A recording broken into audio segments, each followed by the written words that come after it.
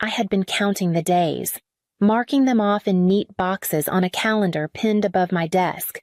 Every paycheck, every overtime hour, every investment I'd carefully nurtured over the years had led to this moment. At 36, I could finally say the words aloud, "The house was mine," paid in full. When I told my father, I expected pride, perhaps even a rare smile from the man who had always measured worth in property and permanence. Instead, Roderick Calloway threw his head back and laughed, a low, dismissive sound that rattled in my chest. "Great," he said, still grinning, though his eyes were cold. "Now, pack your bags, your brother's moving in." For a second, I thought I had misheard him. The papers were still warm from the bank's stamp, tucked carefully in my bag. I had imagined this day as a gift for our family, a way of honoring my mother's memory. But across the table, Malcolm was already leaning back in his chair like a king surveying new land. "So I'll take the master," he said lightly, as if my years of sacrifice were nothing more than a transaction completed on his behalf. His tone carried the same ease he had known all his life. Our father's shield had always been his. My mouth went dry. I wanted to argue, to shout the truth into the room until the walls echoed it back. But instead, I sat still, the humiliation washing over me in waves. Every long night, every choice to deny myself so this house could stand it all seemed to collapse in that instant. The pride I had carried into the room was gone, leaving only the sharp edges of betrayal, and the first spark of something harder forming inside me. The sting of my father's laughter dragged me back to memories I had tried for years to bury. My entire childhood had been measured against Malcolm's shadow, though he never once carried the same weight I was expected to bear. When I was 12, I came home with straight A's, the result of nights spent studying under the weak light of a desk lamp.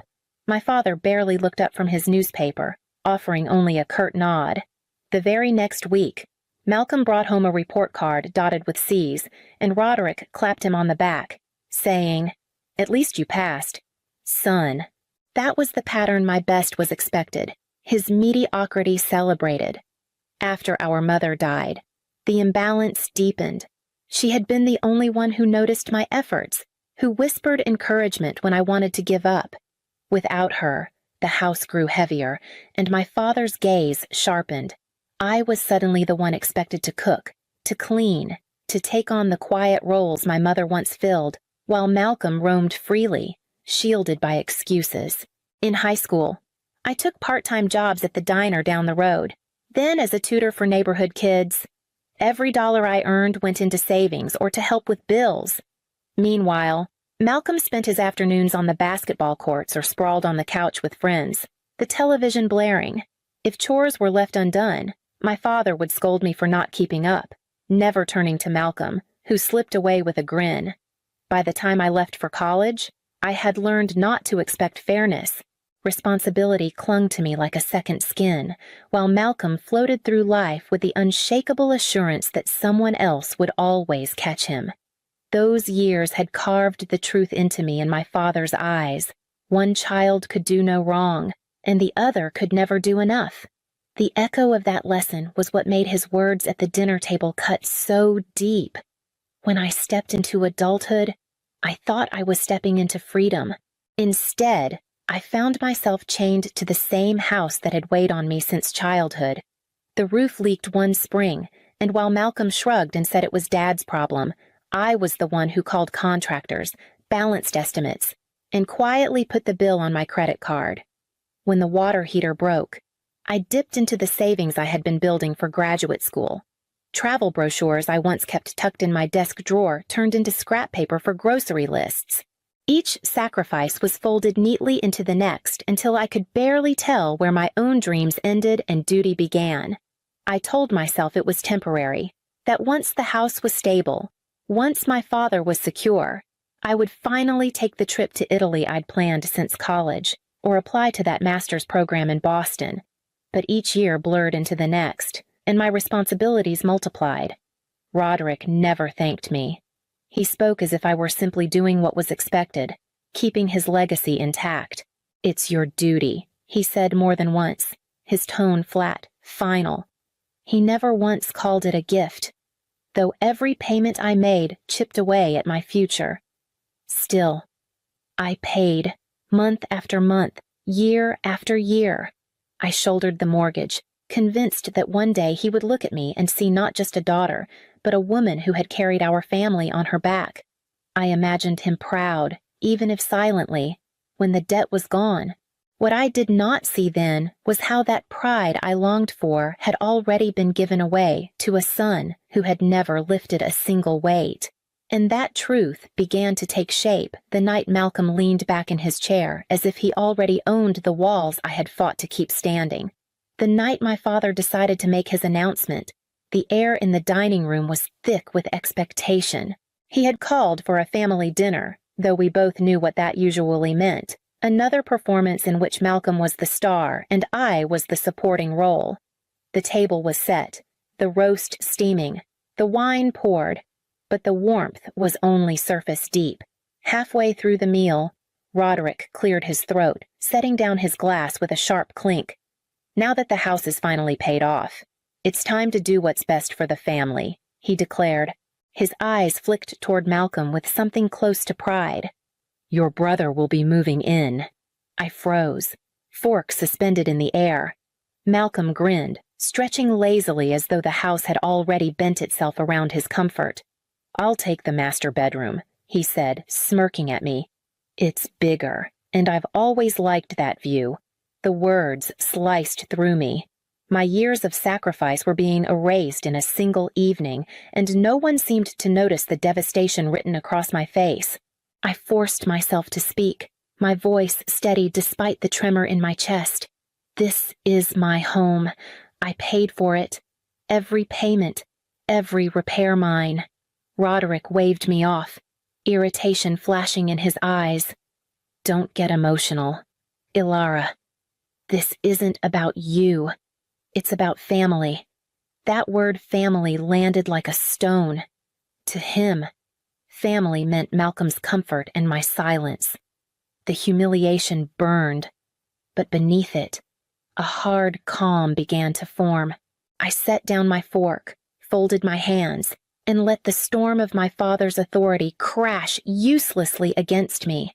Then I leaned forward, meeting his gaze with a steadiness he didn't expect. "Check the deed again," I whispered. The room fell into a stunned quiet, Malcolm's smirk faltering, my father's face paling as though he had just seen the edge of a truth he never wanted to confront. For a long moment, no one moved. My father's knife hovered over his plate, his knuckles white against the handle. Malcolm let out a nervous laugh, the kind he used whenever he thought someone was bluffing. "What's that supposed to mean?" Malcolm asked, his smirk wavering. I drew in a steady breath. "It means the deed isn't in your name. Father, it isn't in Malcolm's name either. It's in mine, solely. I've been the only one making payments, the only one signing papers. This house belongs to me." Roderick slammed his hand against the table, the silverware rattling. "Don't be ridiculous. I was the one who—" His words faltered, and for the first time I saw hesitation cross his face. He hadn't signed a single document. He had left every detail to me, brushing it off as something women were better at handling. Malcolm shifted uneasily. "Dad, she can't be serious." "You said I said what I believed," Roderick snapped, though his voice had lost its usual thunder. His eyes darted toward me, searching for cracks in my composure, but I had none to offer. Calmly, I unfolded the manila envelope I'd carried in my bag since the bank visit. I slid the copy of the deed across the table. My name stared back at them in black ink. Their silence was almost sweet. "You never asked," I said softly. "You assumed, and I let you. Because I thought one day the truth wouldn't matter as much as the family it protected. But I see now it matters more than anything." The weight in the room shifted. For the first time, It wasn't my father dictating terms or Malcolm claiming space he hadn't earned. It was me. Their faces told me they had never truly considered what I had sacrificed, what it had cost to keep this house standing. And in that moment, I knew clarity wasn't enough. The time had come to act, not merely defend. I would not let my years of silence end in another dismissal. The house was mine, and so was the power that came with it. The night after the dinner, I sat at my desk with the deed spread out in front of me, the papers that had once felt like a burden now sharp as a blade. My father's shock replayed in my mind, Malcolm's disbelief echoing like a hollow drum. For years I had been the silent one, the reliable one, the one who never fought back. That part of me was gone. The first call I made was to my lawyer, a patient woman named Ms. Harding who had handled my refinancing paperwork. I explained everything: my father's demand, Malcolm's smug assumption, the threat to uproot me from the home I alone had kept afloat. She didn't sound surprised.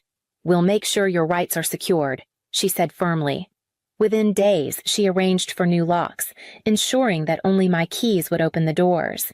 We updated every relevant document: utilities, insurance, county records, removing any ambiguity about ownership. Then she suggested something that made my chest feel lighter, a notice of occupancy terms. If my father or brother attempted to move in without my consent, we could issue an official eviction notice backed by the court. The idea of having the law at my side felt like fresh air after years of suffocation. While I moved quietly, my father moved loudly. Neighbors stopped me on the sidewalk with polite but curious smiles, saying they had heard Malcolm would soon be taking over the house.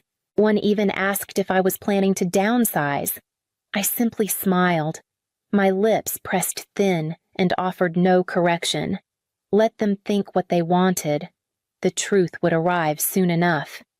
Back inside the house, I walked through each room, the walls still heavy with years of sacrifice. For the first time, though, I didn't feel trapped. I felt steady. The foundation beneath me wasn't just concrete and wood, it was proof that I had survived, and that I was stronger than they ever imagined.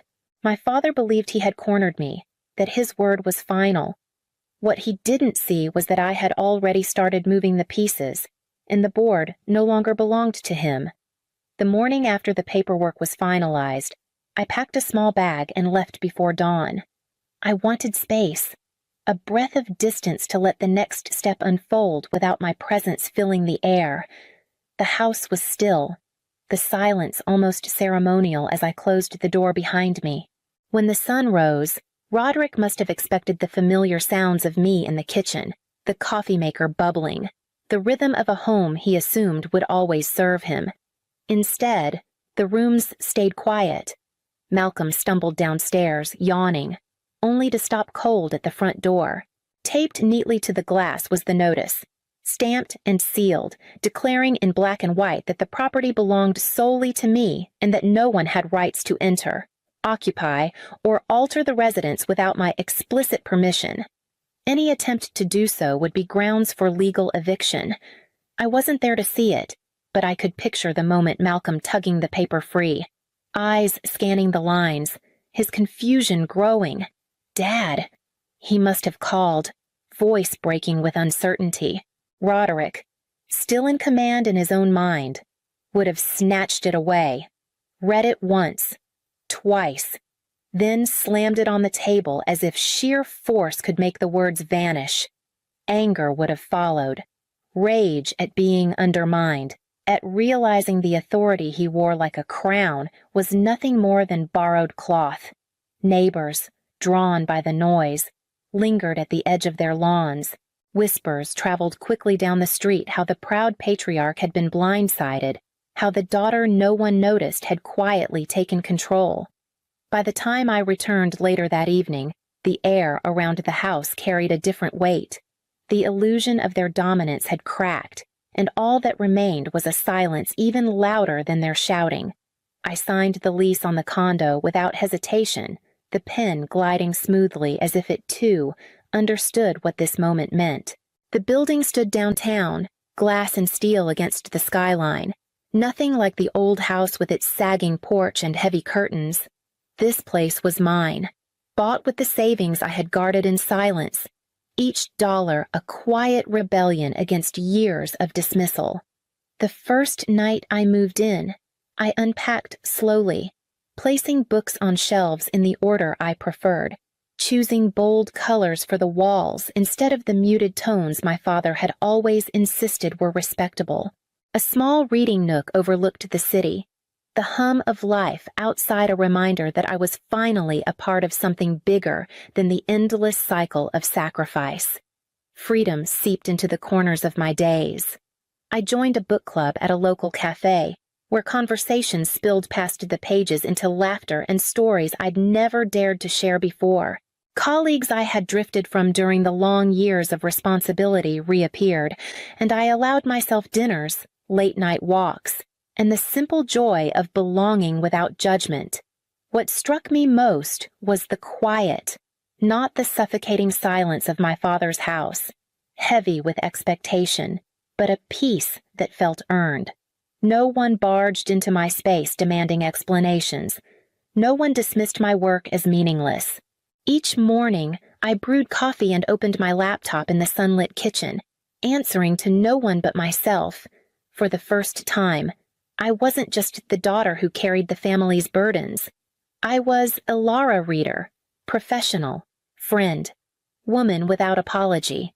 And while I was learning how to breathe again, the phone began to ring, carrying the familiar number I had once answered without hesitation. The first time I answered, his voice was already breaking. Roderick didn't bother with pleasantries, just launched into a torrent of complaints. The roof was leaking again. The utility bills were piling up, and Malcolm, after weeks of promises, still hadn't found a job. The house I had held together for years was unraveling without my hands to patch its cracks.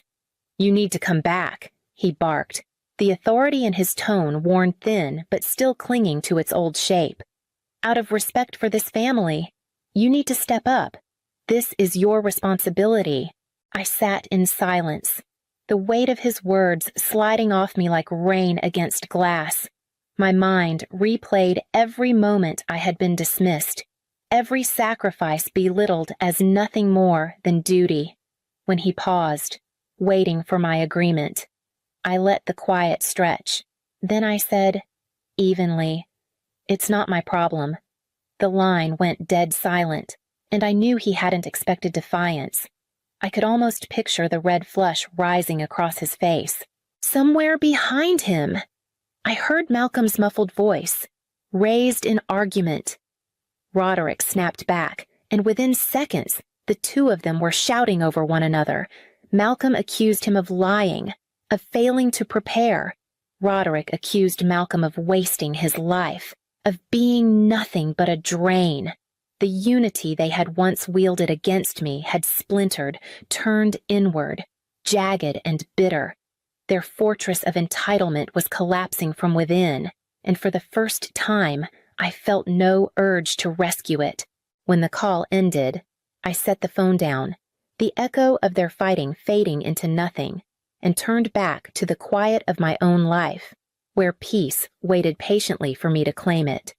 The condo had become more than a place to live. It was proof that I could exist outside the shadow of obligation. Each morning, I woke without the heaviness of someone else's demands pressing against my chest. I worked, I read, I laughed, and the silence that once suffocated me had transformed into something gentle, something chosen. One Sunday, I drove to the cemetery, the air cool and still. My mother's name was etched into the headstone, worn from years of weather, but the sight of it never failed to steady me. I knelt, brushing away leaves, and let the words I had carried for so long finally find their place. I kept the house standing as long as I could, for you. But I know now, love isn't proven by sacrifice alone. Dignity matters too, and that will be my legacy. I stayed there for a while, letting the quiet settle, imagining her smile if she could see the woman I had become, not bowed, not silenced, but unafraid to walk away. Back in the city, life moved forward. Neighbors waved, friends called, and I discovered new routines that belonged entirely to me, Roderick and Malcolm. I heard, remained in the crumbling house of their own making, arguing, blaming, sinking under the weight of entitlement they could no longer sustain. I did not resent them anymore. I simply let them go. The chains they had fastened to me had dissolved, and in their place was something stronger than walls or deeds. A house paid in full means nothing if respect is still owed. I paid for both, and only one remains mine.